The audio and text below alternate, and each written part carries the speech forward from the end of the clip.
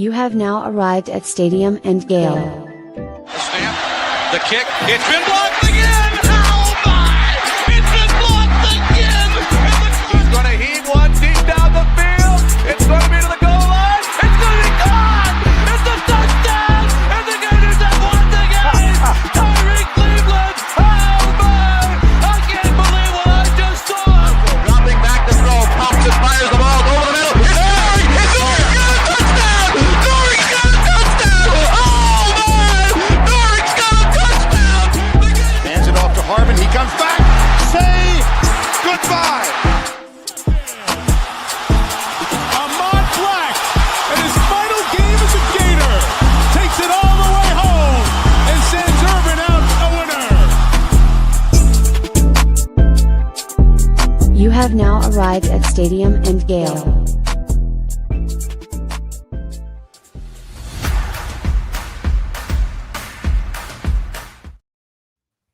Boys and girls, ladies and gents, welcome to another episode of Stadium and Gale. It's your boy Corey.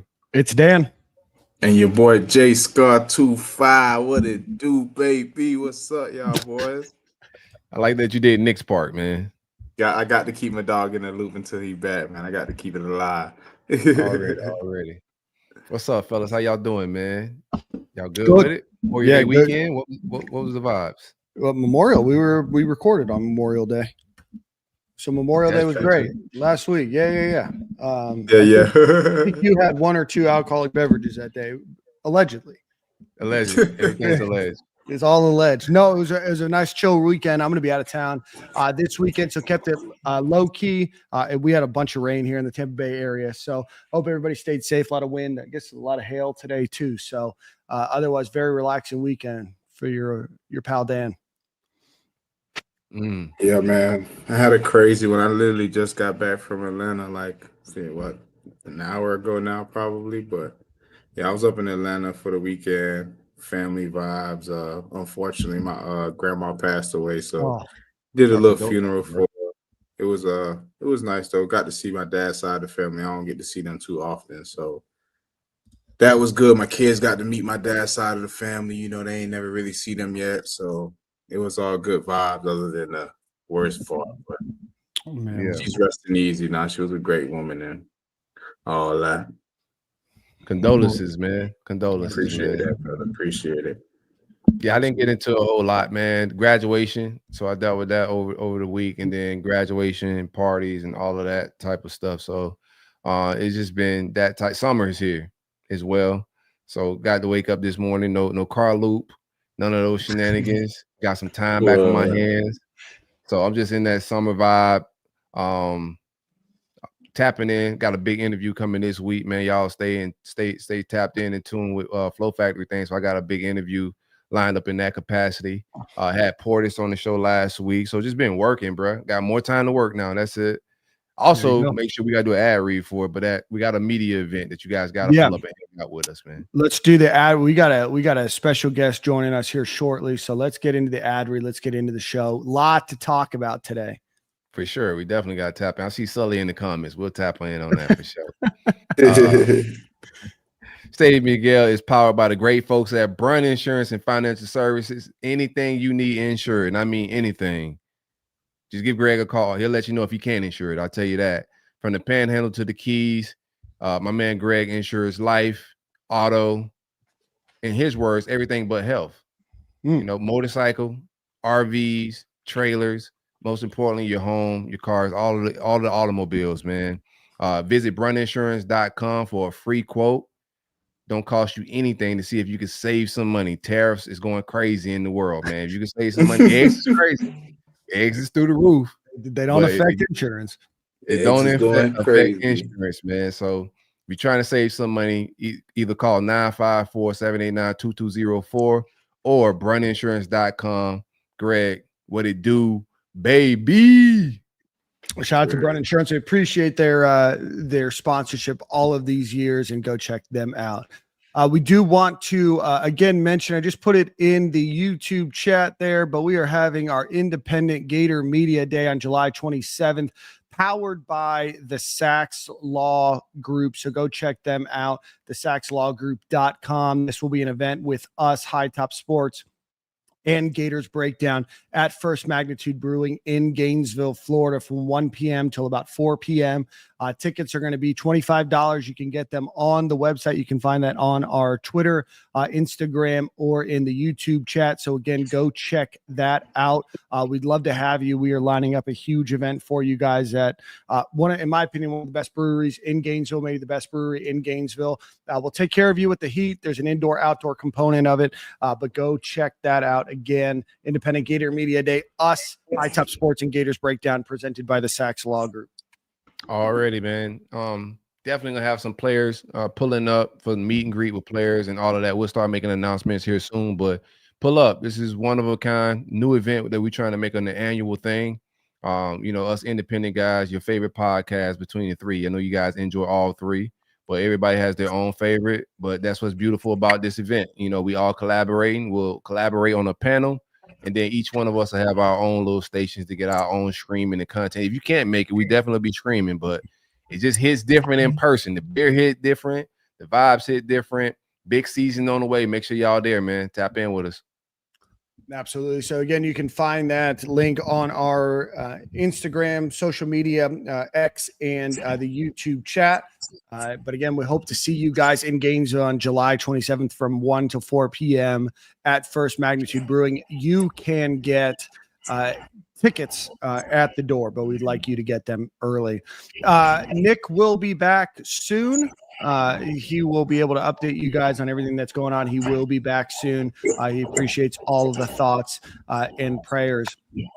We are welcoming Jonathan Safir onto the show today. He is a new assistant coach on the Gators basketball program, formerly the director of basketball strategy and analytics. He's been on Todd Golden's staff since he came here. Actually came over with him from the University of San Francisco. So he will be here shortly. And then we're also going to welcome standout linebacker Jaden Robinson to the program as well. Last week we had Chris Phillips on the show. We talked a little bit about baseball with him. Gators end up going 1-2 in the Conway Regional, ended up losing both games to ECU. They did have a big win over Fairfield there in between. But probably the big news that came out from that event was before the game, the Gators had their second game in a row delayed by at least an hour because of conditions and just things going on there in the Conway Regional. Kevin O'Sullivan was videoed yelling, probably not using all G-rated words with some of the field staff there. He was doing a lot of just complaining and discussion. So Jonathan's waiting for us, but I do want to read that statement. Scott Strickland came out, just because I don't know how much we're going to talk about this, but I do think it's important. This afternoon, I met with Kevin O'Sullivan and told him that his actions prior to yesterday's NCAA tournament game fell short of the expectation of how Gators treat people. One of our department's core values is respect, and Coach O'Sullivan's unacceptable actions failed to demonstrate that. On behalf of Florida Athletics, I want to personally apologize to everyone impacted, including NCAA representatives, Coastal Carolina and their staff, East Carolina and their team, as well as to Gator Nation. Kevin O'Sullivan also said, Jonathan, just give us 1 second, brother. Prior to yesterday's NCAA game against East Carolina, I let my emotions get the best of me and channeled that energy in a way I should not have. I want to sincerely apologize for my actions and behavior to the entire NCAA regional field of Coastal Carolina, East Carolina, and Fairfield. The NCAA, the site representatives, Rick French and Mark Scalf, as well as the Gator Nation. I did not represent the University of Florida to the appropriate standards yesterday and take full responsibility for that and promise to learn from this experience and better moving forward. I appreciate the tireless efforts on behalf of Coastal Carolina, their tournament director, Ben Stiles, and the NCAA over the course of the NCAA regionals. And I'm sorry for allowing this instance to get in the way of an otherwise great weekend of postseason baseball. So a lot of words. Hopefully you guys listen to them. We can talk about Kevin O'Sullivan's outburst if you guys care after, but that's where we're at. Any thoughts? My thoughts are gonna be like, I want to have a good time with that conversation. So let's have Jonathan on, let's hang out, and then we'll revisit that, man. Pause on that. With that, we welcome new Gators assistant coach, former director of basketball strategy and analytics, Jonathan Safir, to the show. Jonathan, Pleasure having you on today, my friend. Welcome. Thanks for having me, guys. Absolutely, man. Well, we wanted to have you on a couple weeks ago. You guys have had what I would imagine is a hell of a schedule over the last couple of months since you guys won the national championship. You guys were in DC, San Diego, I think LA, Indianapolis, all over the place. And then a couple weeks ago, you were slated to come on and you guys were doing a recruiting visit that obviously paid off. But what has the last 6 weeks or so been since you guys won that national championship? Yeah, I mean, it's been exciting, exhilarating, and exhausting. Obviously, we were fortunate enough to be the last team standing, playing on Monday night and winning. As I think we've said before now, it should not be where one's winning it negatively impacts their portal recruiting. It should be beneficial, right? Winning and playing longer into the Final Four and winning the national championship should help your recruiting.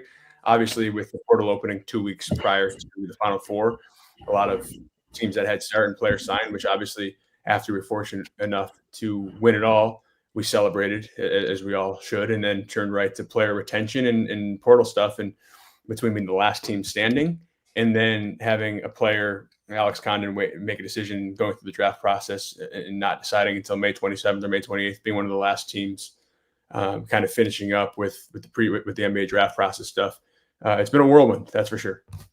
Well, and not only that, you lost 2 assistant basketball coaches. You got promoted into one of the new roles. You guys go and hire NYU's coach to be the other assistant coach. So for you personally, it's been beyond just winning the national championship. It's you getting acclimated to this new role. I want to ask you, just based on your last few years here in Gainesville, and then obviously your time with Todd Golden, talk to us a little bit about that transition from the University of San Francisco to the University of Florida. You guys have a head coach that's nicknamed Portal God Todd. You guys have really gone out and captured the transfer portal. You've done great in high school recruiting, but talk to us a little bit about that transition and how early did you think that this would kind of all catch on? And did you guys think that you'd be this successful this early in what looks to be building very sustainable success? Yeah, I mean, I think we'd all be naive and lying to you if we sat here and said we thought we would win the national championship in year 3. But I think our goal was to try and make the second weekend as quickly as possible. And the second weekend should be an attainable goal for any blue blood or program of that caliber, because once you make the second weekend, you've had a very successful season. At that point, a lot of luck is involved. You need players to stay healthy, players to make shots, other teams to miss shots. There's just a lot of things and a lot of variables that go into play, and having to win 6 different best of ones and just consistently getting to the second weekend or really just making the second weekend is what we kind of thought was the standard of a successful season. So that was kind of our goal. But I thought we had a chance to be successful, obviously with this group relatively early on, but even last year, the jump we made from year 1 to year 2, kind of instilling and installing our new offensive system, going from the way we played in year 1 to adjusting and adapting to playing 3 guards and 2 bigs, and kind of just trying to impose our will and win the line of scrimmage, for lack of a better term, showed that we had a workable blueprint and game plan that we could execute.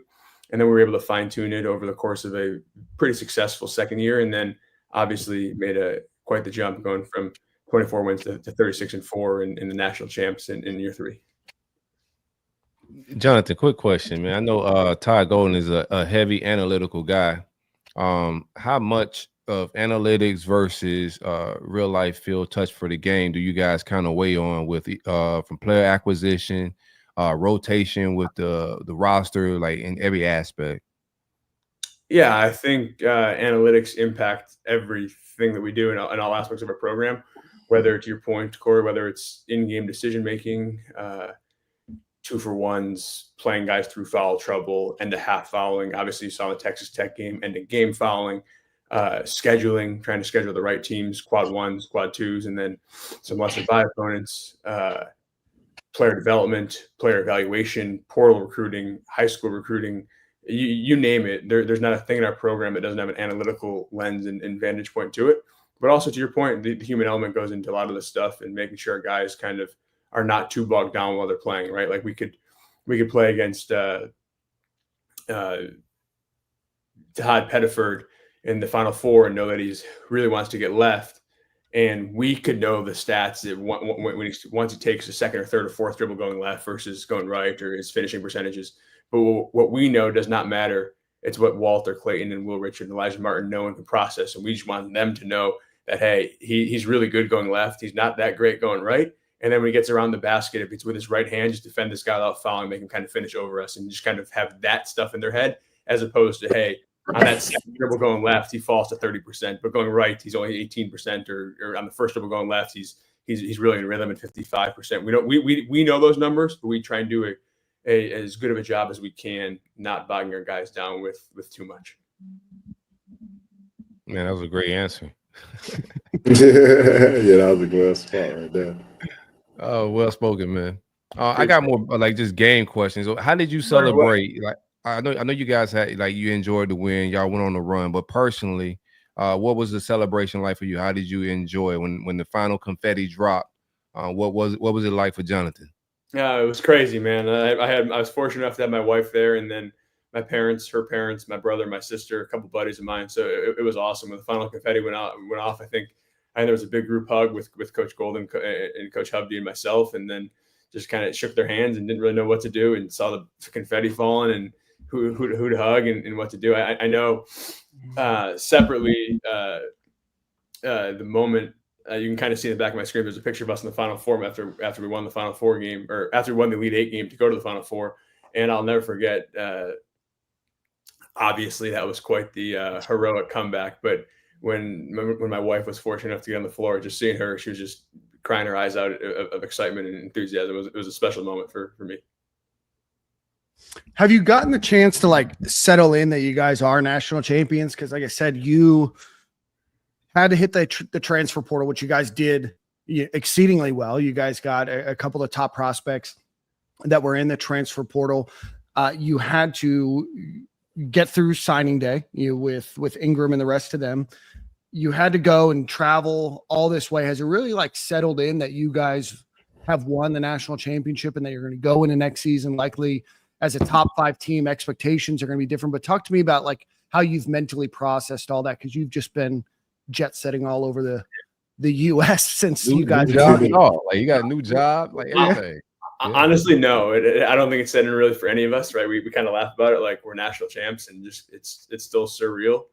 But you're right, because one thing led to the next in terms of job-wise, player-wise, retention-wise, portal-wise, travel-wise, NBA Combine-wise, to checking on Kondo and watch and support him. And then obviously Walt and Elijah and Will and Ruben at the G League Combine. So there's just been a lot going on that we have not really had a chance to slow down. And we have guys coming back right now over this course of the next 4 or 5 days, and then we start summer workouts on Monday. So it's kind of just one thing to the next. But to your point, it'll be a totally different situation, atmosphere, mindset, right? Because last year we started the year, I think preseason ranked 21 or something. We were able to sneak up on foes. There won't be any sneaking up on people this year. We're going to get people's best shots every single night.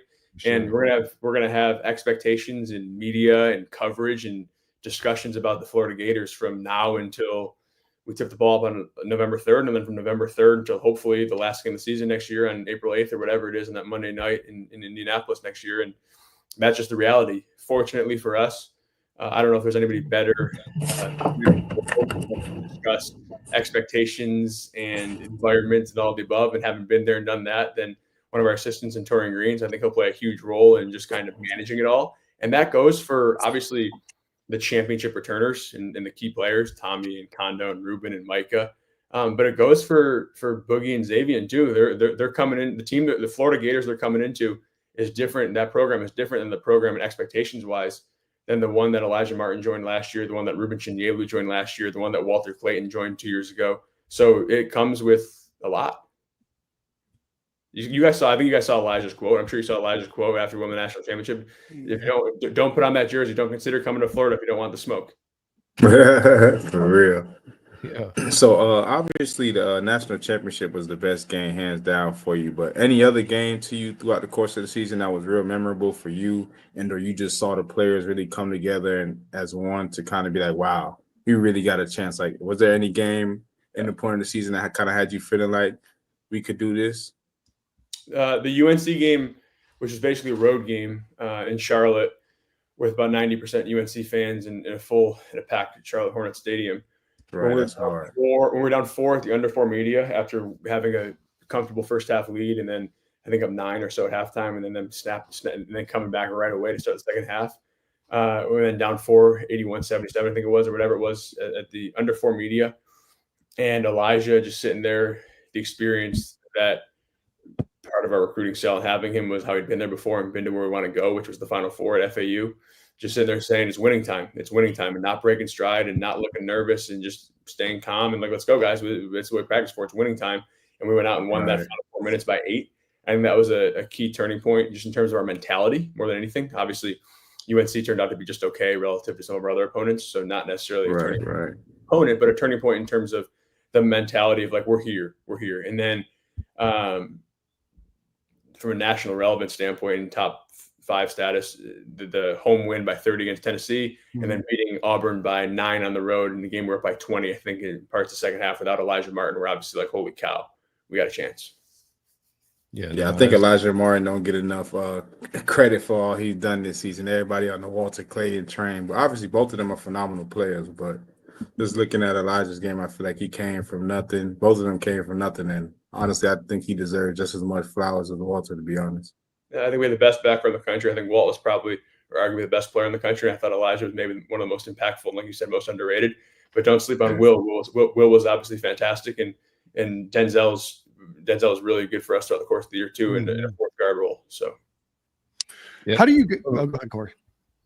I want to just speak on the mentality real quick that you was talking about. Just from a mentality standpoint, you guys also had to endure a lot. As far as off the court, just distractions. And I think you guys did a great job. It's hard to win a championship with that many distractions. So even though you guys are going to step into next year with, those expectations on you, and it's going to be a little bit tougher in that aspect, I think you guys did a very good job. I would like to know what the locker room sound like what type of rhetoric and what type of coaching from a mental standpoint that you're giving these guys to be able to shake the distractions and stay focused on the task at hand.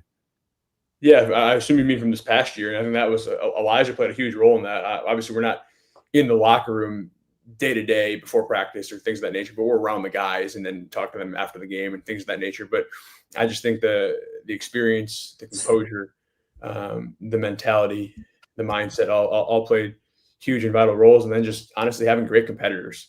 Ruben Chinyelu, Alex Condon, Thomas Houck, of course, the backcourt we talked about, Micah Hanlock. And these guys are just winners in the game of life.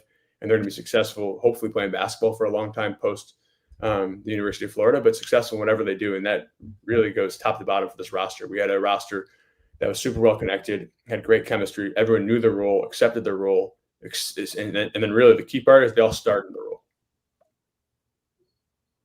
I want to ask, kind of transition to this year. You guys went out and got Xavier Lee from Princeton. You go and get AJ Brown from Ohio. Then you go get Boogie Fland. You get Chinyelu back. You get Kondo back. Talk to me a little bit about how you guys went and targeted who you guys did in the transfer portal, because all of that is happening while you guys are trying to go to DC to celebrate the national championship. You guys are coming back from the championship game. The transfer portal is open when you guys are playing. So how did you go about attacking the transfer portal and deciding who was going to, join the Gators staff or the Gators team next year? Because I would imagine that there was quite a bit of interest from those that were in the transfer portal. Yeah, I think it was difficult, right? You're trying to just keep your ear to the ground a little bit on the transfer portal. And Coach Golden was very adamant and strategic, and that we're not doing much, if any, recruiting while we're playing. It's not fair to the guys we currently have. It's not fair to the run we're on. And also the roster, we had Tommy, Kondo, Irby, Denzel, Micah, Ruben, Sam. A lot of these guys had eligibility left, and if they all were able to, if we were fortunate enough to retain them all, we would only need a piece or two. Like we needed to be incredibly selective and strategic and focus on the task at hand, but also worry about the ones we currently have, not the ones we don't. So we did not spend a ton of time in the portal. We're kind of just doing a little due diligence and trying to get a lay of the land of the market in today's transfer portal and NIL landscape, but did not aggressively recruit really anybody. And then, when the season ends, we got to flip the page and have our end of year meetings and meet with their families or agents or camps and kind of figure out what they want to do with regards to hopefully returning. And then for Tommy and Ruben and Kondo, specifically going through the draft process. Tommy obviously ended up not going through the draft process, but that was a consideration, and just kind of playing through all that stuff in the scenarios and the situations. And as a staff, we're incredibly supportive of guys going through the draft process because they get feedback from NBA teams that you can't replicate. We can tell them about how hard they're playing on defense or areas that we want them to improve defensively or the missed blockouts as much as we want until we're blue in the face, but we ultimately still have a Florida logo on. The second you can get them in a room with the Clippers or the Celtics or the Lakers, and they tell them, hey, to improve your NBA stock, you have to focus on defense for the next year. It really, the guys listen to it, and it's great. It makes our jobs easier and life's easier, and it's great feedback. And it's right. They've earned, right? They've earned the right to go if they have great workouts and team falls in love, and you can go get a first round promise or a top 20 promise, depending on who you are. You should go do it. But reality is, not a lot of people can get that, and Florida's an awesome alternative. Already, man. Hey, my motto for last year, and I think he's gonna get an expanded role. I'm gonna ask you a question about my man Hawk. If you want to win, put 10 in. That's been my motto, man. You gotta play 10. How you expect his game to expand, maybe in the offense and in the team, but also like what can he also improve to maybe take that jump to the pros as well? Yeah, I think we're gonna start him at the 3 instead of the 4. He'll also play backup 4, so he'll play probably a decent amount of time at the 3 and whatever minutes Connor doesn't play at the 4. And I think that'll be a great challenge for him to kind of show to the next level to the NBA teams his versatility, his ability to guard multiple positions, his kind of Swiss Army knife capabilities. And then I think to make that next jump is really just putting it all together consistently. Obviously, we saw it down the stretch. When Kondo went down, he played really well for those 4 or 5 games and played really well, obviously, throughout the month of March, specifically the Texas Tech game and in different situations and moments where he stepped up in the Auburn game as well. And I think just doing that every night, going from being the 6th man to a top 1, 2, 3 player on next year's roster, just the difference is you can't only produce 2 out of 3 nights. It needs to be 38 out of 40 nights. You guys have a lot of players returning that have a lot of chemistry together. Then you add a couple of new guys, the 1 and the 2, you're going to be bringing on some high school recruits into the program. How do you guys work on that chemistry and obviously continue to build the existing chemistry that already exists with Kondo, Hawk, and Shinielu, who have played together for a long time? And then you add in a Boogie, you add in a Brown, you add in a Lee, you add in an Ingram. How do you work through that transition process? Yeah, continuity is incredibly important, and it's something we've tried to pride ourselves on in retention of our key guys to as strong a degree as possible.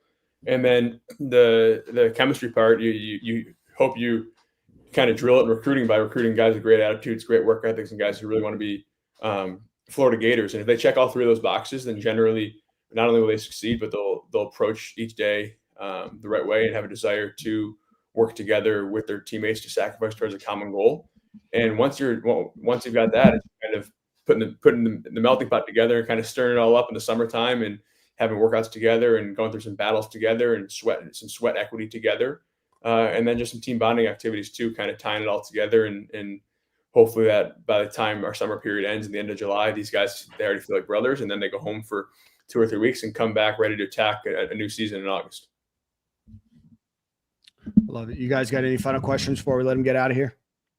No, I know this team's gonna be totally different. I like we already talked about acquisitions you guys made in the transfer portal. Don't want to hold you too long, but how do you think this next team looks from a style perspective? How different can it be than say what Walter and Elijah brought to that front court and it changing a little bit? Sure. I think Xavier and Boogie are exceptional ball handlers, dribblers, and playmakers, and I think we'll play the 2 of them together a ton, and multiple ball handlers pushing in transition, both taking outlets, both hopefully getting defensive rebounds and pushing it and trying to play as fast as possible. Obviously, one area where we'll be a little bit different is if we do have Tommy playing the 3, 10, 12, 15 minutes a night, that'll be a little bit less maybe ball handling than a Will or a Denzel, and it'll be more defending, rebounding, blending, shot making, playmaking. So I think just crushing teams on the boards, being huge defensively, 6'9", 6'10", 6'11", across the board. I think it'll be a little bit different stylistically, but I think at the end of the day, the meat and potatoes are going to be the same. We're going to want to dominate the middle third of the court, control the glass, take more shots than our opponents, be strong, physical, and ready for the competitive battles and the physicality of SEC play. And we think our front court provides a great blueprint for that. And then I think we have a couple of dynamic ball handlers, shot makers in Xavier and Boogie. And then I think between, like Dan said, between Urban and Alex and CJ and AJ and Isaiah, we have a lot of options and optionality and versatility to this roster that we're excited to see how it all shakes out and plays out. I'm not going to sit here and write the script before it happens and determine or what. I feel confident in a few guys playing, obviously key minutes, and then a lot of it will be up for grabs, and there'll be good, healthy competition with a lot of different optionality. We're excited about it. Baby Todd Golden, you heard it from him first. He's got the speech cadence down and everything. One final question. Man. Are you guys going to build Walter a statue? We should, right? At least a brick.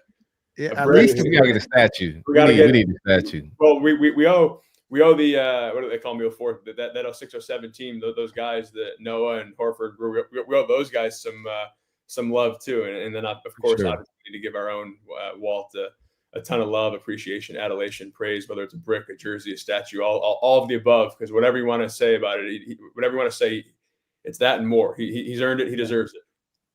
Already. Well, I'm down for statues, all of them, man. But Jonathan, man, congratulations. Thanks so much for coming on the show. Congratulations on your promotion. We're really looking forward to this team. You did an outstanding job. I know those that are deep in the trenches of basketball absolutely love you. They think that you're an incredible asset to the Florida Gators, and we're super excited to watch your career continue to grow, my friend. And thanks so much for joining, and we'll talk to you soon, my friend. Awesome. Dan, Jordan, and Corey, thanks for having me. Huge fans of the show, and go Gators. Go Gators. Go Gators. Talk soon, brother. Stay hot. Get it, stay hot. Oh, man. Jonathan's a great dude. You know, it's funny looking back, you know, when the last couple times I've done those interviews with Todd Golden at the Gator Club, one in Pinellas and one down in Sarasota, I was the only media guy that went, right? And I don't think that that's going to be the case anymore. It's just Dan and Todd spitballing back and forth. I mean, we were talking about Bitcoin, we were talking about all sorts of stuff for 45 minutes, but I feel like my reign as the only one is over. So, but we got Jaden Robinson waiting for us.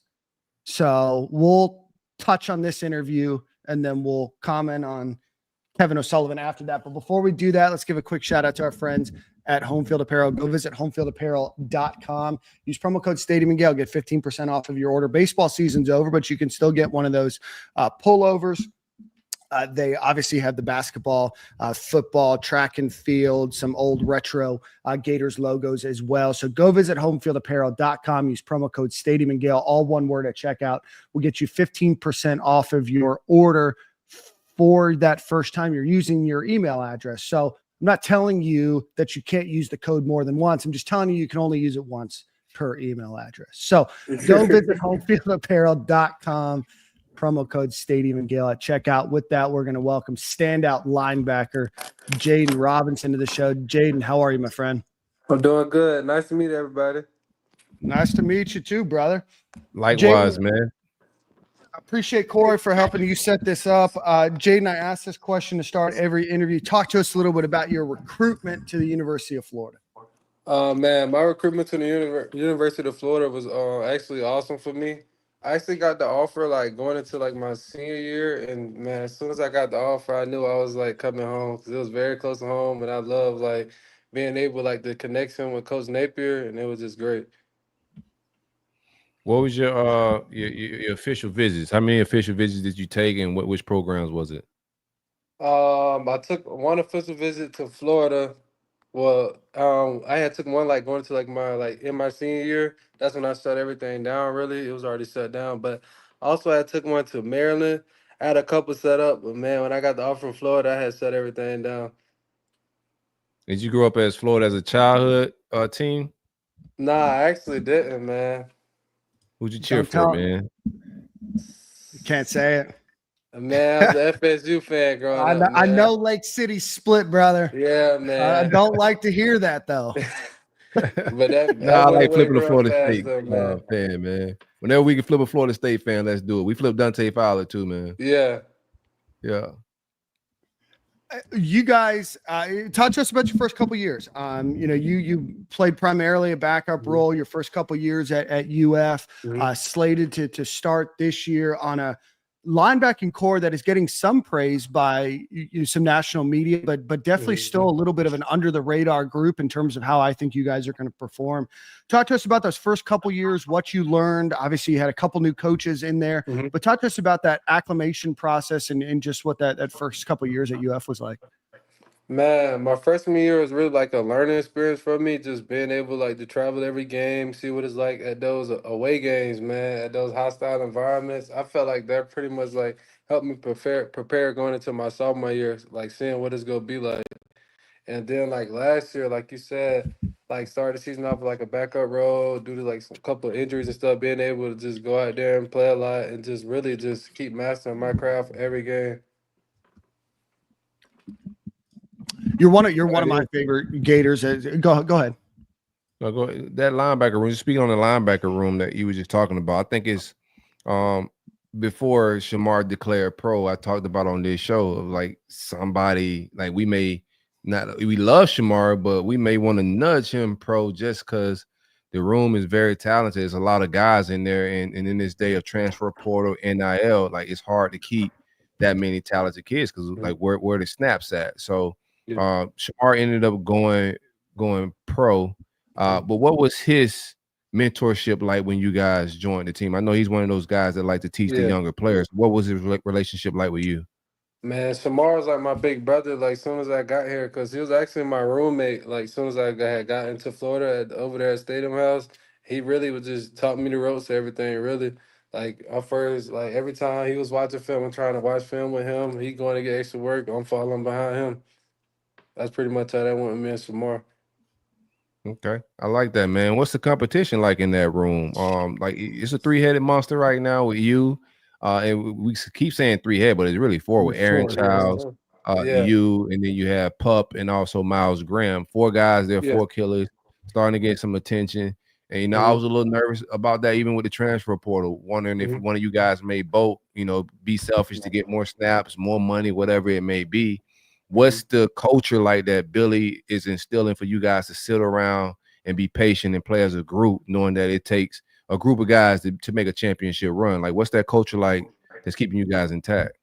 Man, it's very competitive, but we also like we love each other to death, man. It's like we always pushing each other, and we were coming in watching film together. As when one get extra work, we go follow behind each other. We just doing everything as a family, really. We just love each other.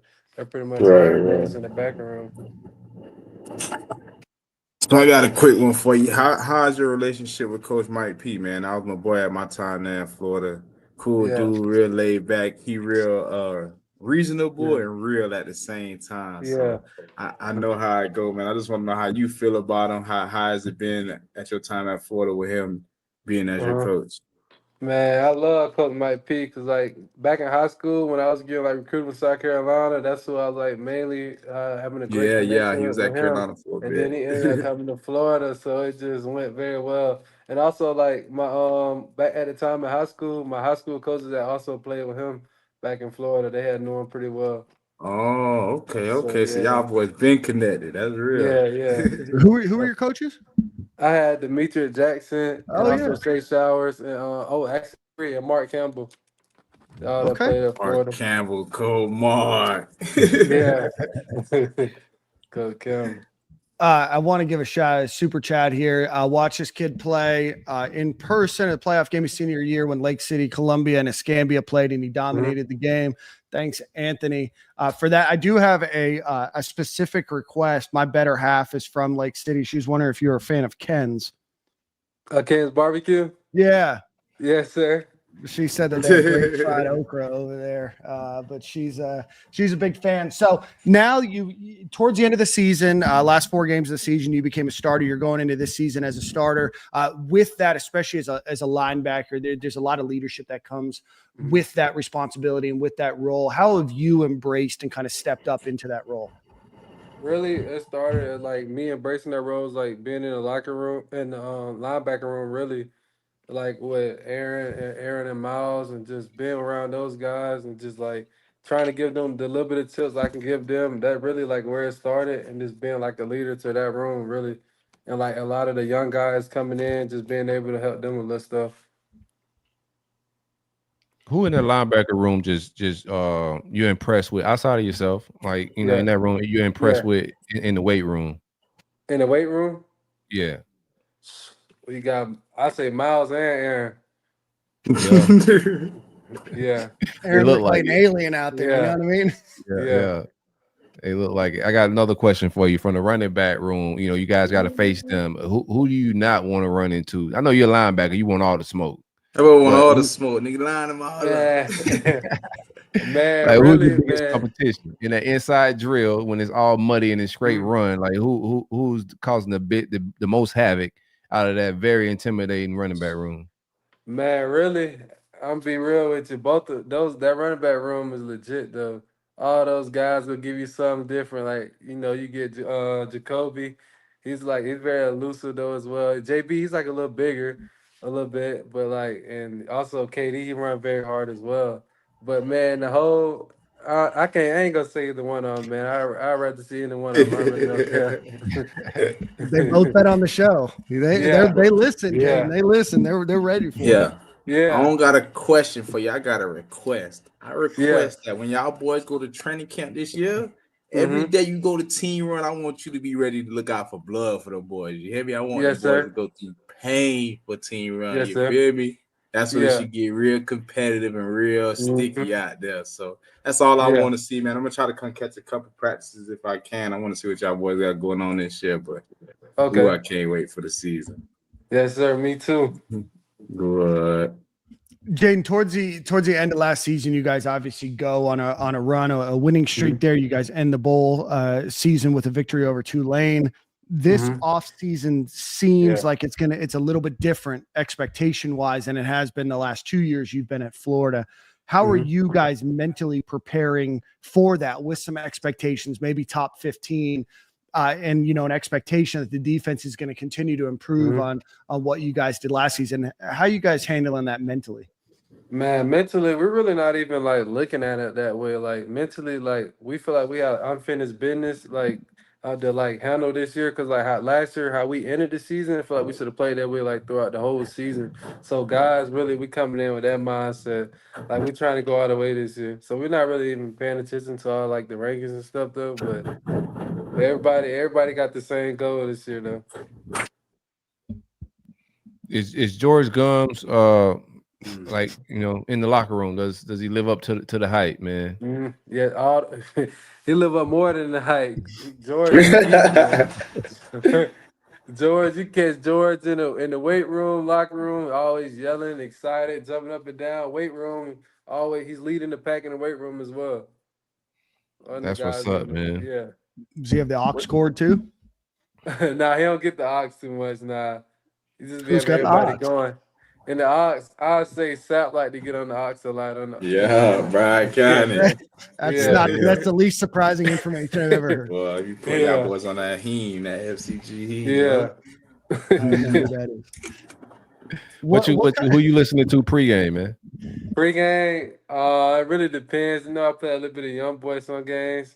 Depends really. Y'all man. boys love that young boy, man. Yeah, young boy making boy go crazy. Young boy gets you that mode. I had to cut it off at my house. My son be playing. I was like, yo, like, put that on the headphones, my boy. That's too violent for me. Hey, he just got pardoned too, didn't he? That's all I know about NBA young boys. He got pardoned. Yeah, that happened too. Shout out to the pardons, man.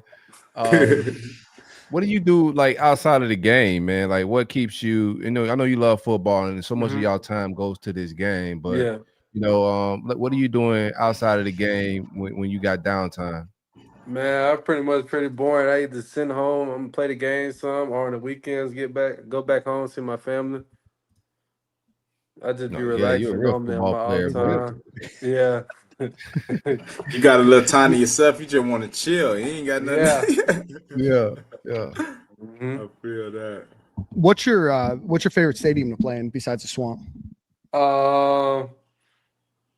From my freshman year, I like the Louisiana Stadium. It was very hostile there. Yeah. Yeah. That's a good one to go walk in a trap, take over a trap. Also Tennessee though. Yeah, their Tennessee fans State go is my crazy. Yeah, Tennessee. Ain't been the time I walked out that Tennessee tunnel that I ain't hear fuck you, fuck your mama, all that. Sorry, guys. Yeah, These are quotes. You handle business if they saying that, yeah, man. definitely. What's your goals going into this season, man? Man, my goals is just like be the best version of myself this year, and just like make sure going to each and every game doing the best like I can. Really, just make sure I'm gonna do more like just being like I always be locked in, but I'm just gonna be like this year I'm gonna be like more into the details of how I'm studying like for each game. I say each week, switch it up some more. Is there any symbolic thing or any reasoning behind your jersey number, or are you planning to change your numbers? Nah, I really that's the number I had got when I first got here. I know it's Coach Peterson old number.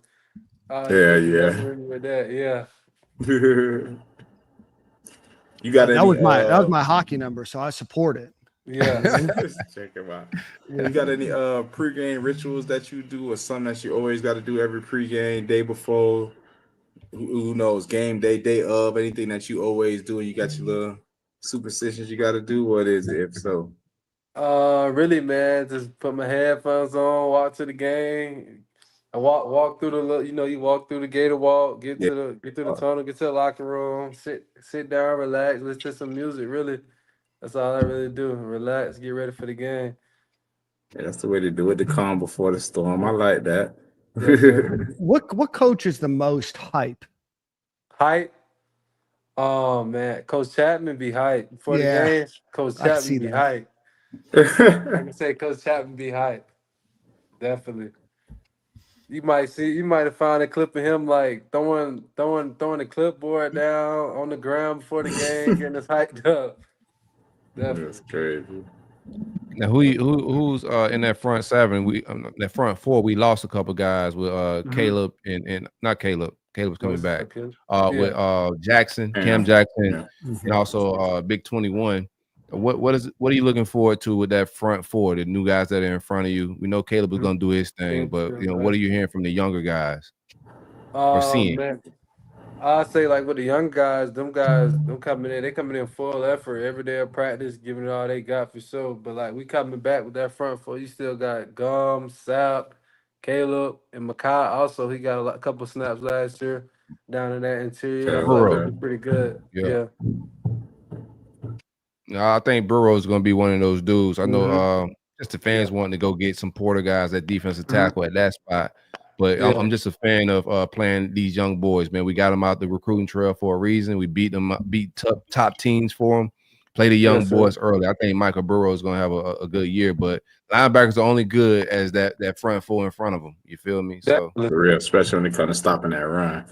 Yes, sir. Definitely. That front four, they be keeping us clean, man. They be keeping us clean. So we gotta start taking them out to eat or something. You got to take care of the big boy. You have to take Dez out. He's great. That's my guy, man. But who's a guy on this defense that you think the Gator fans will be excited about? That maybe isn't getting some of the preseason conversations, or maybe is a young guy that you think is going to come out and really have a great year? I feel like a young guy I want to say Jaden Woods. That guy, he's very dialed into the program as well, man. That's what I've heard. Okay, I heard the same thing. Yeah. When you take a defensive front seven player from Penn State, you got a guy. They don't miss in those evals. Yeah. They know keep a good edge, man. Love it. You guys have any other questions before we let Jaden get out of here? No, I'm good, man. Good luck with this season, man. We're looking forward to seeing y'all boys play. Keep that same energy. How that defense, how y'all closed it out. Like, we're looking forward to that same energy, man. Y'all boys stay passionate. I think you guys got the talent to go make a run this year, bro. It's gonna just come down to y'all just staying focused, staying a team unit, locked in. Don't listen to the outside noise. But I'm excited about this football season, man. Just work hard. We're looking forward to it. Yes, sir. Definitely, man. Thank y'all, man. Absolutely, brother. Well, best of luck, Easy, man. We'll be rooting And you also, on. nice to know y'all, man. Thank Alrighty. You're always going to be one of my All right. favorite guys. Anybody that wears number 29 is always one of my favorite guys. So we don't got a lot of us that are standout players. You know what I mean? It goes from Yes, me sir. to you. This is Trump abundant. Yes, sir. It's Trump abundant over 29, man. We appreciate that. Hey, best of luck next season. Hopefully, we'll get you back on during the season. Okay, yes, sir, man. And go Gators. Go Gators. Go Gators, Appreciate brother. you. Be easy. I can't not hype the number 29. You know what I mean? Yeah, come Not on. a That's a lot of us layup have right it. there. That's an easy It's one. an ugly number, man. I love the kid, man. Shout out to Jay for pulling up, man. That's an ugly number. Y'all supposed to DP Trump had abundant. 29 too, ain't it, Pierce? It was No. ugly on him too. Was he 27? He was 27. No, 27, 27 yeah. was the other running back. Yeah, no, he was 27. He was 27? Okay. Yeah, I knew he was 27. 27 or 29, one of them. I don't remember. Not a lot of us 29. Hey, listen in the chat. Find us some other Gators that wore number 29. I don't think there's very many of us. Hey, it's an elite number for a reason. You got to keep it for the special players. You're right. Let You guys Billy go start find it. giving it to everybody. Y'all tell Billy that.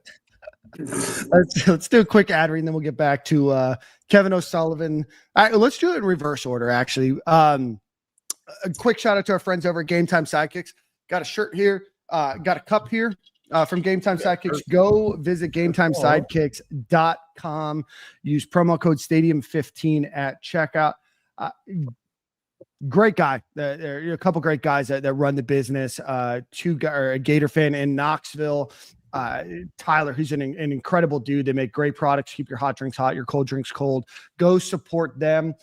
He's trying to support UFNIL. So more cups allow for more money for him to donate to University of Florida to continue to make us the best sports program in the country. So go visit GameTimeSidekicks.com, promo code Stadium15 at checkout. You get 15% off of your order.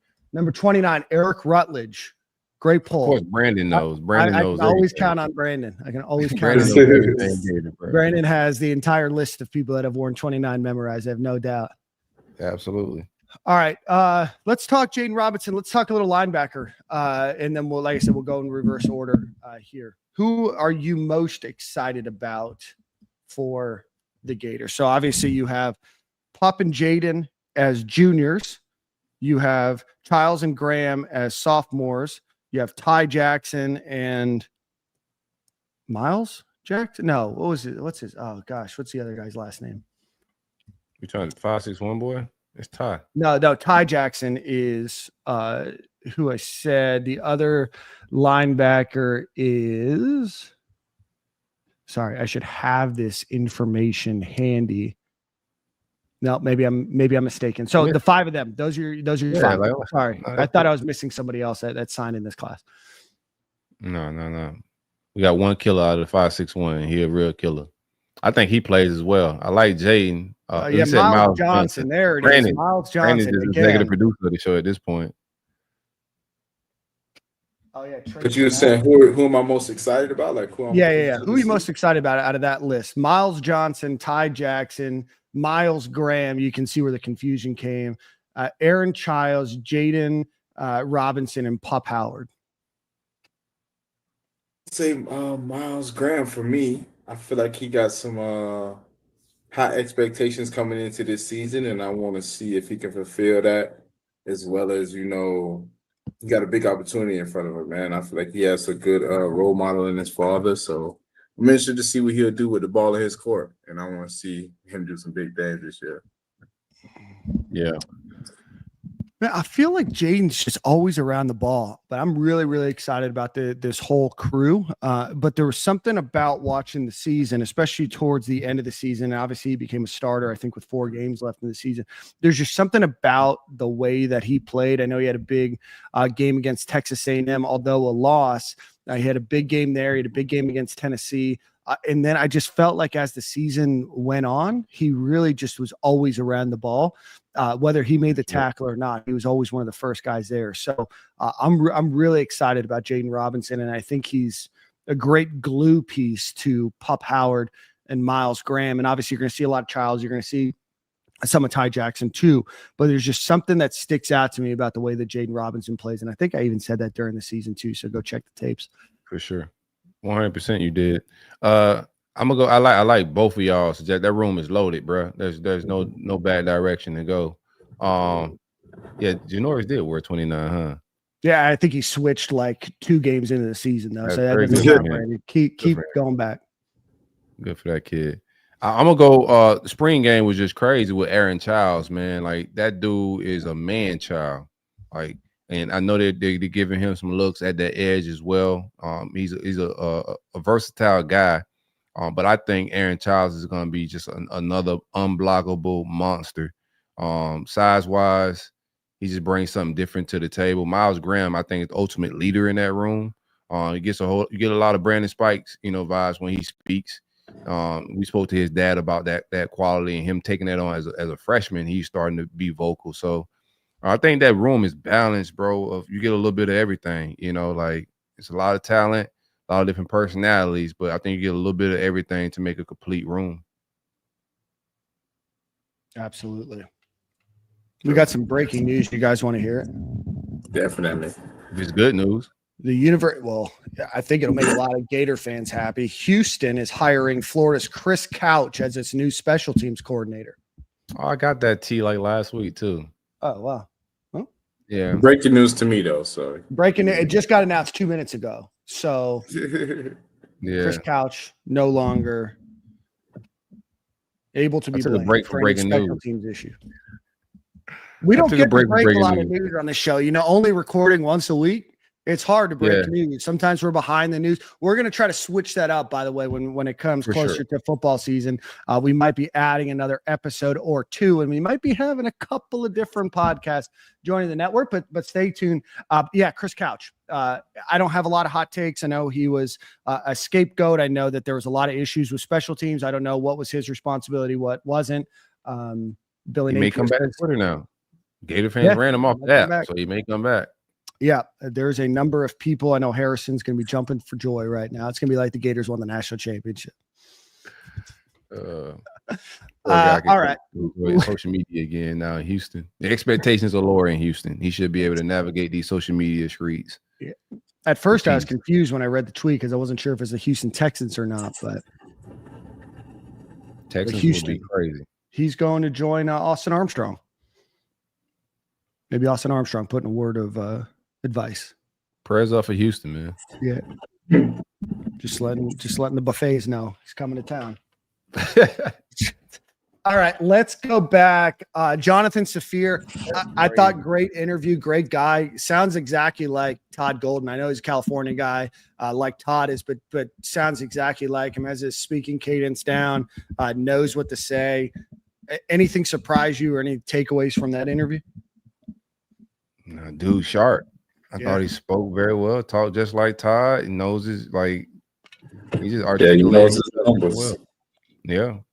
He's a Vassar College and Columbia grad, so smart dude. Yeah, I was about to say, man, them numbers sounding like they numbering just right. I'm glad we got him in for sure. Cause like when you really think about it, bro, I mean, some of that stuff does matter for real. Like, and a lot of teams don't really take time. Like he said, he really don't like to put too much on the players and making them remember the real numbers or stuff. But if you got an idea of, okay, when he do this or do that, I'm trying to just basically here to kind of give myself a better chance of a miss. So if you got little tools like that, right, that's like shit, giving you the answers to the test almost. So you talking about what a player does after every fourth dribble. I was just like, whoa, that's cheat codes at this point. Yeah. I thought tell me the way somebody about to pass rush me and what move they gonna do on the pass rush, I would love that. I would love to predict what I could do before he's doing it, but that's good stuff. Yeah, no, I thought the part, that he, talked about, it's not just about the analytics and it's not about what they know, but it's about coaching the team into to what they can process in real time, and that this is what they're going to do. And this is what the odds are if they make that choice. Right. And you can have all the analytics in the world and you can have, all of the big data databases and run all the analytics. But if it doesn't transfer to the players for them to understand and comprehend in real time, then it doesn't really matter. So I'm super pumped for his promotion to being an assistant coach. I think the Gators are a stacked team. Obviously, that's no surprise to anybody. Preseason top 5, but I think the Gators got themselves a good one there. Already. All right, let's get back to Kevin O'Sullivan. We've got the statement here, not reading it again. Shout out to my reading skills. What'd you guys think? Are you guys surprised? Do you guys care? What are your thoughts? The Coastal Carolina coach was pissed. The ECU coach was pissed. They both mentioned it in their press conference. What do you guys think? They got little man syndrome. They should be pissed. I don't agree. Like, I think he should have. I think they should have handled themselves. He should have handled himself a little bit better. Considering you're representing the University of Florida. But I don't think it's no crazy deal breaker, man. I think Sully got a lot of frustrations that he dealt with this season, and he thought that the time being moved could affect his team. We didn't show up at the end of the day. I know fans are frustrated from that standpoint of the performance we put on the diamond this past weekend. But I'm not buying a whole lot into this, man. Sully, I think has shown his worth to the university. I think he's a good coach. It was a frustrating year. 2 years removed from a national championship. You don't have to jump out the window on anything. Do I think this statement is what it is. I don't think Sully spent a whole lot of time and thought on this. It's baseball, it's sports. He wrote it. Right? People gonna get riled up. It's testosterone in the building, bro. Like, that may happen. You may have a Will Muschamp moment, bro. That may happen, but it's not that big of a deal. Yeah, I agree with Corey on that one. It's not that big of a deal. I feel like Scott Strickland definitely had to cover his behind, as well as the university were coming out with that statement and kind of calming all the people down who were upset about it. But overall, this is sports. Like Corey said, there's a lot of testosterone in the room always, and high emotions running. And when you're passionate about something like this, sometimes that ends up happening like that. So, yeah, I was talking to somebody that knows baseball a lot, not Nick, but somebody that knows baseball a lot, that said if this would have happened, and obviously the circumstances would probably not avail themselves to be like a regular season game, but they think that Sully would have probably gotten suspended a game or a series because of that and just the way that it looked and everything else. So it's water under the bridge. They've got a long season or a long off season ahead of them. They've got to go a lot into the transfer portal. They've got to figure out their pitching. I wouldn't be surprised if Coral Springs legend on staff, there might only be one Coral Springs high school legend associated with the university in the not too distant future. But obviously a lot of issues, a lot of injuries. It's a sad, disappointing end of the season. Obviously started off pretty well, start off really poorly, become the first team that goes 1-11 in SEC play to make the postseason. Not the results that we wanted, but I want to get into a deeper talk. We'll get some of the baseball guys to come back on here since talk some postseason. Because I'm not really deep into what Sully's strategy is, transfer portal wise, what's his stance on a lot of things, right? So I would like to know what's his approach, to all of that type of stuff, or the baseball teams and in the recruiting world, are we outdated? That's it. Other than that, recruiting is recruiting. We do need some pitchers. Mm-hmm. Well, they lost. They did get a guy in the transfer portal last year that ended up going pro, and I think that's the second year in a row they've gotten a pitcher out of the transfer portal that ended up going pro. And I think that was supposed to be their, not necessarily ace, but their big pitcher that they were going to get this past season. I know that the roster this year costs more than the roster last season. Probably not what you want to hear. Gators finished third last year. And yes, they finished third because their game finished after Florida State's game, who came in fourth. And so Gators came in third last year, spend more money, don't get the results. You throw a lot of injuries in there. Baseball's a momentum game. It's tough, right? And it's about the team getting hot at the right time. Vanderbilt lost their series, Texas lost their season. A lot of the SEC schools that made the postseason tournament of the fantastic SEC, who put a ton of teams, I think Chris said 13 or so teams in the postseason, a lot of them have lost, right? So it's a game of getting hot at the right time. And the Gators their warmth ran out. So, do you think, just from, because Sully's an old school dude, And just looking at, I think Billy does a good job with recruiting. I think Ty Golden does a good job recruiting, but I think both of those guys heavily lean on analytics and Moneyball a little bit. I'm not sure if there's somebody on the baseball team, because I'm not educated and informed in that fashion. If there's somebody that runs that part of baseball, like it's one thing being a good baseball coach of what baseball used to be, but when you get money and NIL involved, the game changes a little bit with recruiting and being able to manage a roster. So yeah, we probably just need to get some baseball guys to come on. But what's your opinion and take on that? Are you informed? Is there anybody on the baseball staff working in that capacity? It does not look like they have an analytics person. It doesn't mean that they don't. Right. But Mike Rivera, former Gator, is the director of player development. They have Buddy Monroe, also former Gators, the director of baseball operations. They've got Zach Cronin, who is the director of player personnel and scouting. He's been on the team since 2019. So I don't know. Yeah, he's in charge of analytics. So okay. Yeah, so Zach Cronin. And again, you lose a pitcher, you lose a couple of guys throughout the season, then it delays probably where you want to be. And yes, right. It gives those guys valuable experience, but you're probably asking a lot out of freshmen and sophomores who weren't projected to play this season. Again, I'm just talking out of my hind end right now because I don't follow baseball enough when it comes to, what preseason looks like and everything else. But that's just kind of what I gathered by following those that do. Go listen to the Gator Diamond Pod if you want more. But I know that they're very disappointed. Everybody should be, disappointed. You expect to beat ECU. Chris got us hyped last week about the Chris Gators. lied more than I lied, bro. Yeah, that's crazy. Chris is getting eaten up. Keep watching that YouTube video. I appreciate that. He was lying in place for Nick. He was the fourth guy on the show. He's like, Nick's out. Let me lie for Nick real quick. I was hyped, bro. That game got crazy. The first game got crazy quick. I'm like, all right, let me turn this off. Maybe they get better. The Gators were the betting favorite to win that regional. Coastal Carolina did win that regional. So, just an unfortunate last couple of weeks or couple of weeks. I mean, the SEC tournament and everything else. But yeah, so Gators go to an important offseason.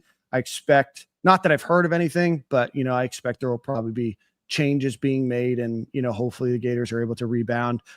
Kevin O'Sullivan has made the regional 17 years in a row, which is the second longest behind Dallas Baptist. And if I'm putting 2 and 2 together, Dallas Baptist probably plays in a pretty easy conference and they can recruit pretty well in the Texas area, which is pretty good baseball. So, valiant effort by them. The softball team unfortunately lost their couple of games in Oklahoma City, so they are out of the running. And then men's golf unfortunately did lose in the national semifinal as well. So a valiant effort by a lot of the Gator spring teams, and we still have track and field left to go. And I would imagine Mouse got the boys ready. All right. Everybody loved the game we played last week. So you guys want to play the game again? Let's do it. Why not? Let's do it. Let's get it. All right. So the first one, this is going to be all off the dome. I haven't told the boys anything. Thanks. All right. You got to pick one. Maybe we won't do the full team again, but we'll just pick and choose a few that I have here. We've got Kyle Trask. So 7,386 yards, 69 touchdowns, 15 interceptions, 4th in the Heisman, 16-6 as a starter. Versus Rex Grossman, 9,164 yards, 77 touchdowns, 36 incompletions. Second, probably robbed from the Heisman Trophy to Eric Crouch in 2001. Boys, chat, let us know too. Kyle Trask or Rex Grossman, who are you taking? You know what I like about both of these guys before we get our takes off? They both end up taking a higher rated recruit or prospect's job at that, pretty much, because Rex came in competing with Brock Berlin, who's like the number one quarterback in the country. And Rex is like a 3-star. He ended up winning that job. Kyle Trask, ended up taking over for Felipe while he's out hurt, and the rest is history. So I like that both of them were underdogs. But Sexy Rexy, bruh. Like Rex was a different type of animal. Should have won the Heisman. Could make the same argument for Trask, but that boy at LSU went crazy that year. But I thought Rex is robbed. I like Rex. You just got to deal with Rex off the field. Midtown warrior, Midtown legend. You know what I'm saying? Like he's gonna vibe out. You got to live with that. But Rex Grossman was the ultimate gunslinger. He should have a Heisman and should have a statue out front, to be honest with you. Mm-hmm. Yeah, comparing his numbers, I know Eric Crouch was a running quarterback, but Rex Grossman absolutely was robbed of that Heisman Trophy. 100%. Jordan, what do you got? You know I got to go with my boy, man. I got to go with Kyle Trask on this one. I feel like he was robbed of the Heisman too, in my opinion. Rushing TDs, hell of passing yards. What we doing here? But you know it is what it is. But yeah, I got to go with Kyle Trask. Maybe I got to do some more homework on my boy Rex Grossman. He was obviously a little bit before my time. I was probably like 5 years old or so. They played from 2000 to 2002, so I don't know what year you're born in, but I have an idea. 96, so I was about 5, 6 years old. I probably was not even watching cartoons, really. But he's on the big wheel, man. Yeah, he was watching. Jordan was watching Rugrats as Rex Grossman was the nation's leading passer. Man, I love Kyle Trask. I love everything about his story and everything that he did for Florida. An incredible run. We'll never forget Kyle Trask. I will never forget when Corey and I were watching that Georgia game together in Orlando. I drove over from Orlando. We were at the Cush house. There was a bunch of people there, and Gators were down early 14-0. And Corey's like, as long as Kyle Trask is my quarterback, we're not out of any game. And Florida came back. That is like, I've been to a ton of games at the Swamp. Like, I will put that experience and that time together as one of my all-time Gator moments. What a day that was. But I got to go with Sexy Rexy. You know what I mean? Just an incredible. That was a day. So I was super chill. You know, we got rivals. We had the Cush house at the time. So we got, Miami fans, Florida State fans. They all in the building. They kiki in as Georgia is starting to run it up on us a little bit. And I was just like, bro, I'm just not tripping. Like, Kyle Trask is finna lock in any moment now. And the rest gonna be history. I just kept telling Dan, I was like, bro, we straight. Like, Kyle about to lock in here in a minute. And he went out there and started hitting back shoulder throws to Kyle Pitts. Like, he just started hitting all type of crazy throws. Grimes in the air. He got everybody looking come on. good. I had a blast that year, man. Shout out to Kyle Trask. I got to meet the guy again in person. That offense was an offense to remember that. Yeah, I can't lie. Yes, man. That was a fun year. Didn't Kyle Trask, though, he's got the passing record? Yeah. I think so. But definitely, in a season, I believe he does. But the game was a little bit different, back then. Yeah, definitely. It was more of a running type of vibe back then. Yeah. So we got 2 for Rex, 1 for Kyle. Can't go wrong with either one. But that's a fun one. All right. We're going to date people a little bit. Jordan was 2 years old when he finished. We got Theatric. Well, the other one wasn't. You weren't much older for the other one. We got Theatric Face On, 2,246 career rushing yards. Best season was 1,267 yards and 10 touchdowns. One of the most productive single season backs since Emmitt Smith verse. So he was there from 2002 to 2004, Jordan. Terry Jackson, 1995 to 1998, 1,698 yards rushing, 603 yards receiving. Best season, 894 yards, 9 touchdowns. Shined at that 2006 national championship game. Again, both guys that are amongst the better running backs that have ever played at UF, but probably both of them still a little unsung in their time. So Theatric Faison versus Terry Jackson. That's tougher than what people want to say. Theatric Faison is just a home run hitter, and he had a real crazy season. Actually, I need to tap in. We get him on the show. I just thought about that. He was at the tailgate last year. Still a specimen. Still look like he's in the gym working out and all of that. But I'm gonna go with Terry Jackson. Just go a little bit more nostalgia. I think he's more of a balanced runner. Catching the ball out of the backfield. He gave me more years than I would say a Seattle Faison did. Got more work out of him. Got to enjoy him. I wish Seattle would have came back for one more year, but yeah, he left early and ran that crazy 40, and the rest is history. But I'm gonna go with Terry Jackson, bro. I got some great memories as a kid watching Terry run the ball. Both Stadium and Gale alum. Yeah. Okay.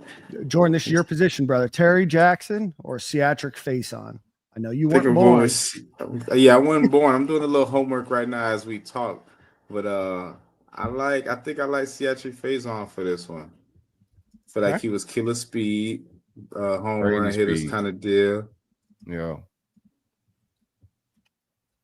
So You watching his YouTube? It's probably in black and white, bro. It is.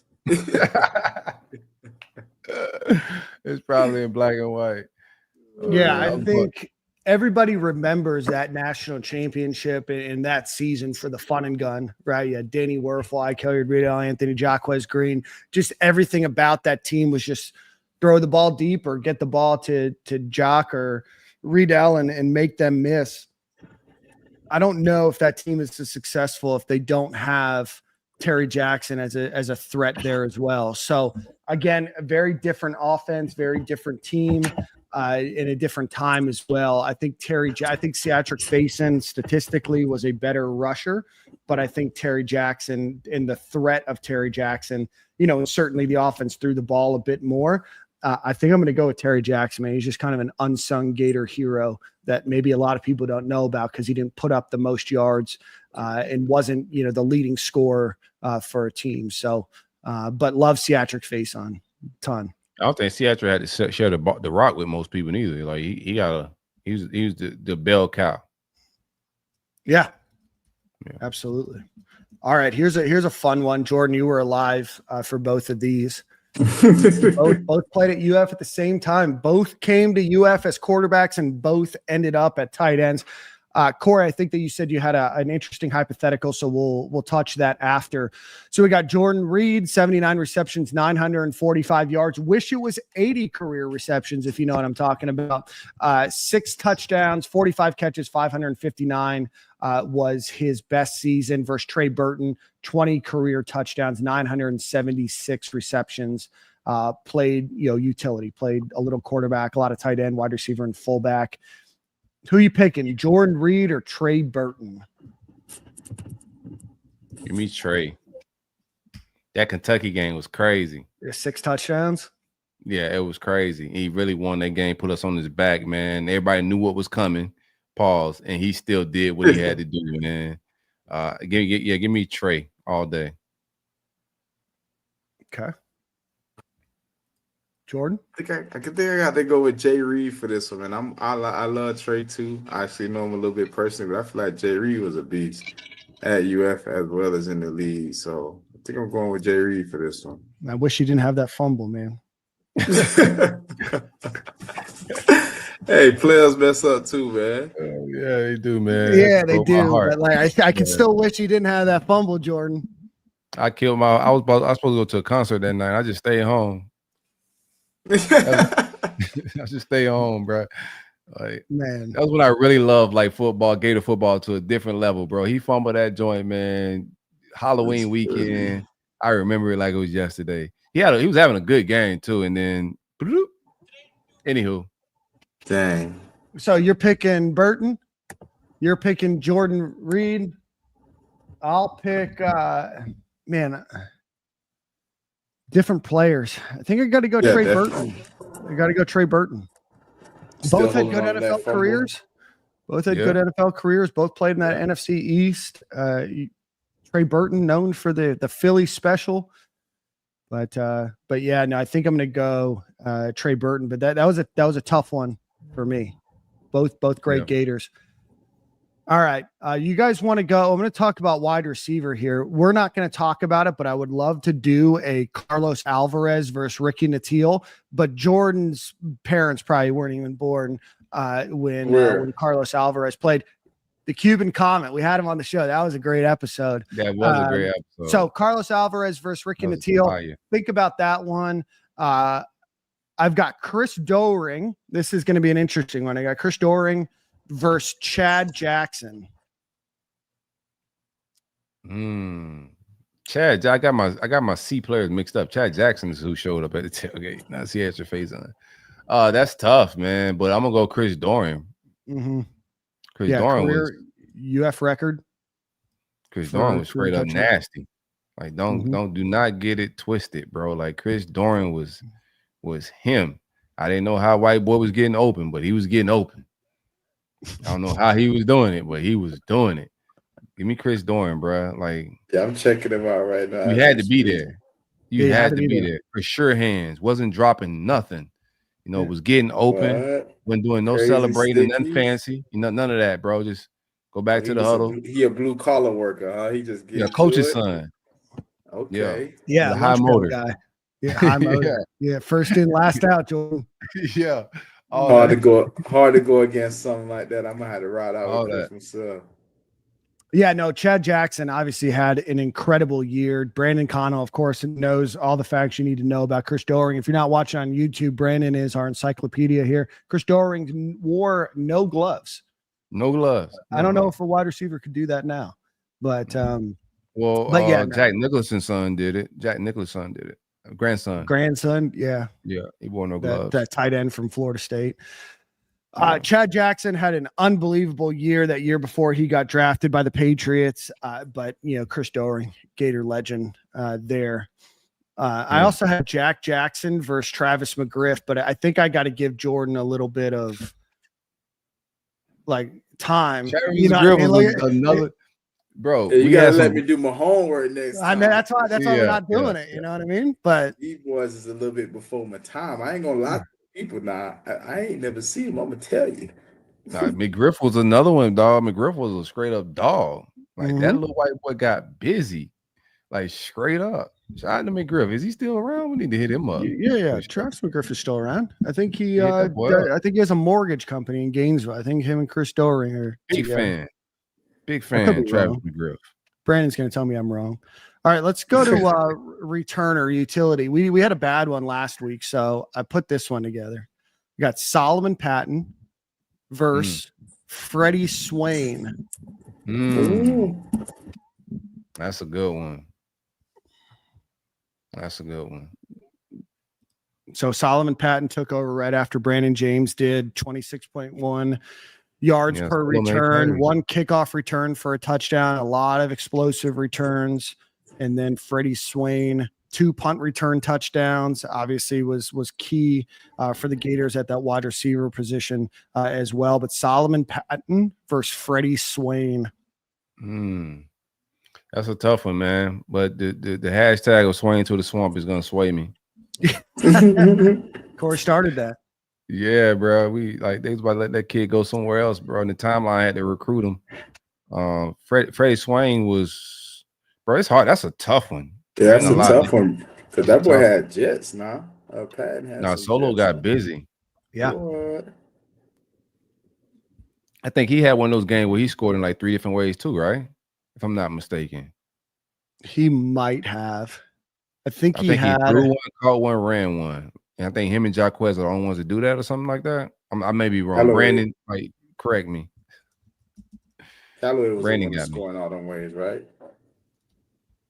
I'll look it up. I was about to say Callaway was the one who scored in like 4 different ways, right? 3. Look at them Travis McGriff numbers. Travis McGriff went 1370 yards and 10 TDs as a senior. Like, boy got busy. Yeah, so he does have a mortgage company and he coaches at Buchholz. Brandon knows everything, bro. I played against Buchholz this year in my high school. We did. Y'all played them? Yeah, we played Buchholz. They beat us. They was cheating though, but we ain't gonna go there. You played at St. Thomas Aquinas, and you're saying another school cheat. I don't believe you, Jordan. We cheat with recruiting players, but these boys cheating on the field, like holding calls ain't being called, all type of craziness. Like, can't never go to somebody else's house and expect to win. And it was their homecoming, so we knew we wouldn't win that night. Come on, everybody. As a coach or a player?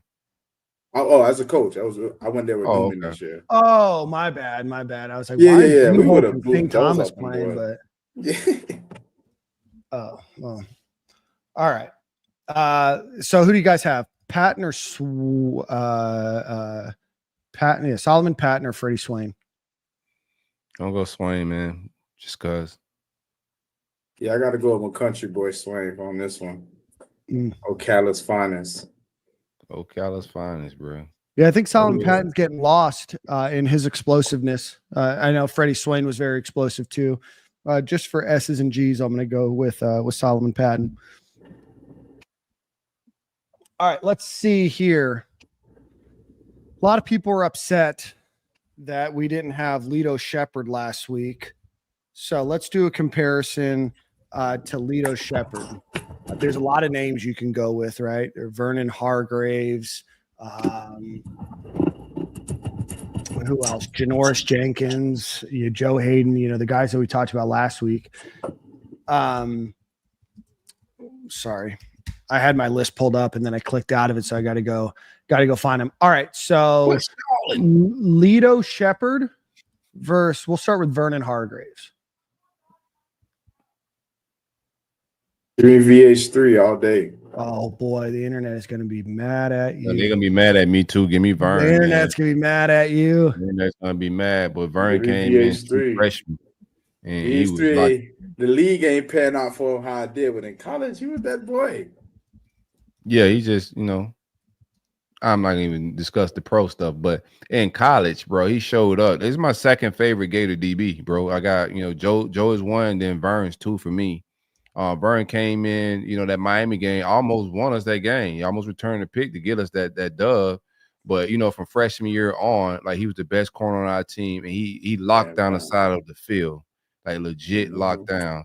And model citizen, didn't get in a whole lot of trouble, just came out, handled business, and left with a very, I would say, if he had a different situation, you would like him to get the natty.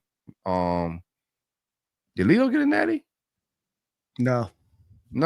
Neither have a natty. Yeah, I gotta go with Vern, man. Yeah, both Vern first-round draft picks. Forgot Tony George. When you're going off the dome here, sometimes you'll skip a guy that played in the 90s.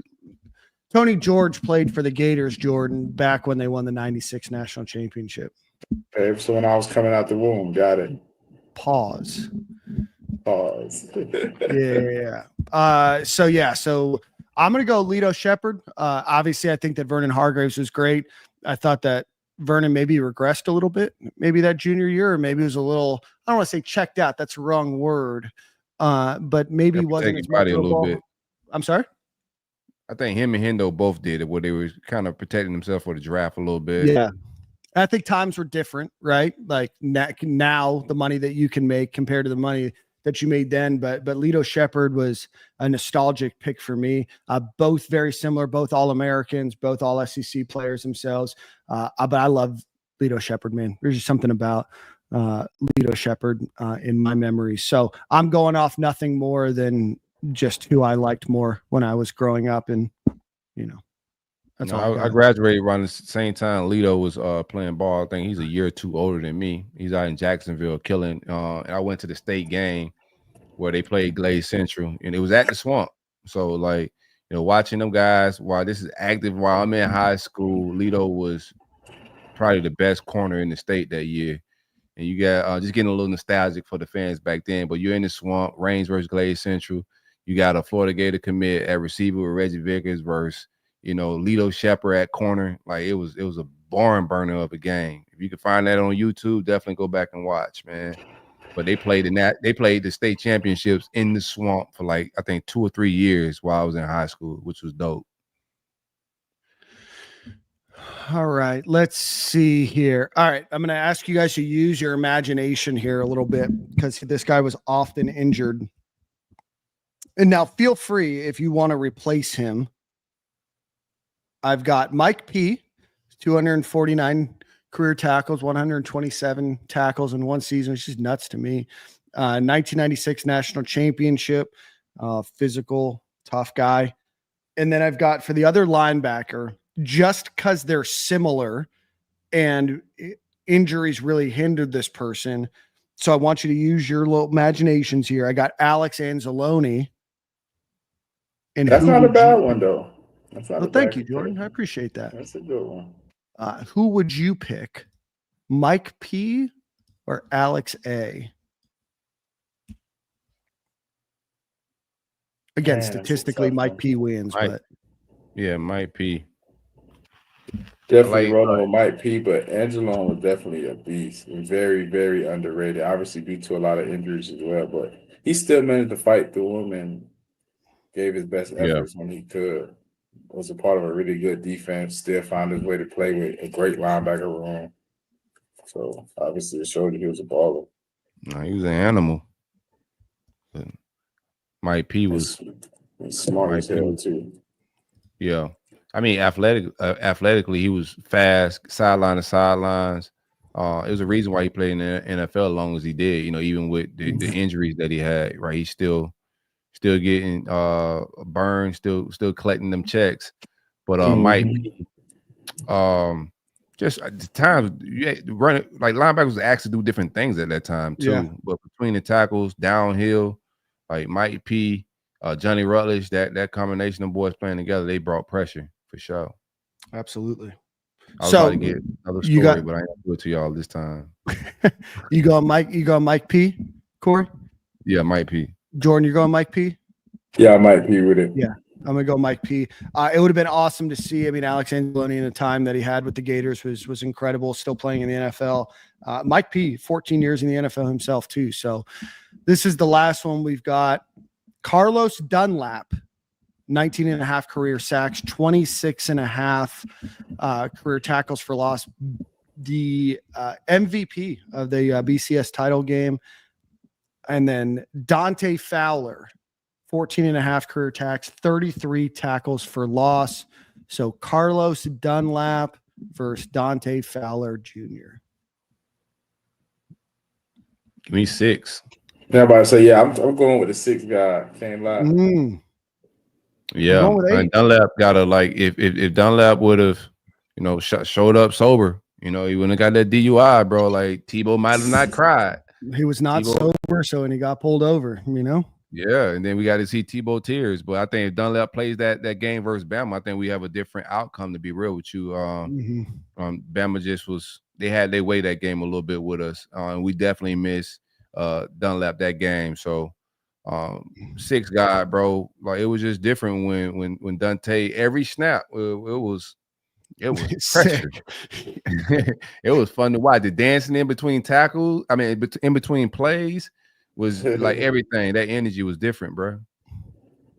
Yeah, I mean, I think Carlos Dunlap had the benefit of also having Jermaine Cunningham on the other side of him. Obviously, Carlos Dunlap, an incredible guy, good offensive line, or defensive line when he was there. Probably a little bit better. Not probably was better than the defensive line that Fowler played with. I have a personal relationship with Carlos, so I don't want to pick him just because of that. And I think you swayed me. And just the impact that he made, Dante Fowler made. Obviously, you know, the Gators weren't as good then, but the impact that he made on the field, everybody had to watch out for him. And I almost wonder if Dunlap, great NFL career, very worthy in his own mind, also was able to get some of these stats because the rest of that defensive line was also so good as well. Yeah, I mean, Fowler played with some killers too. But yeah, like you're saying, just straight up pass rushers, I don't think on the other edge you had the same worries like a Cunningham, like you're saying. But you know, Dante, bro, every time a quarterback dropped back, bro, like it was pretty chaos. He was not gonna have a long time back there to get a pass off, brother. Yeah, no, but do appreciate what Carlos Dunlap was able to do in that BCS national championship game against Sam Bradford and what they were able to do. Chat, let us know who. I've always wanted to say that. Chat, let us know who you guys got, Carlos Dunlap or Dante Fowler Jr. Guys, I think that brings us to the end of our show here. Anything else you guys want to talk about before we wrap up here? No, man. Just make sure y'all come to the. We need to get through some games. Next y'all show up next week. We're gonna do some trivia games. They do some ticket giveaways for the media event that's at First Magnitude Brewery in Gainesville. It's gonna be your boys, Stadium and Gale, High Top Sports, and Gators Breakdown with Dave and them boys, Shelton. We all pulling up. We got some other smaller platforms that's gonna be coming up as well. We'll get some current players and former players. come tap in with us, come hang out before the season. This is something we want to do annually, trying to just provide you guys some different, engagement and experiences, NIL, your favorite podcast, etc. We got to see if Travis Hang out. McGriff will come. Pause. I mean, he's in town, right? He's in town, yeah. Him and Chris Doering. You think he'll line one up with me? I wanted to see if I could, Yes, I do. Yeah? I do. Yeah. Think he can take me? Paul? Yes. think he'll route me up? Yeah. Bro, you got no faith. My own people be your own people. You could I think you'd clamp me down if I tried to run a route. Oh, no doubt I clamp you down, bro. You wore 29. Yeah. Brandon Connor, you're not allowed to play hockey trivia. wearing 29, dog. Like, I can't even ice skate.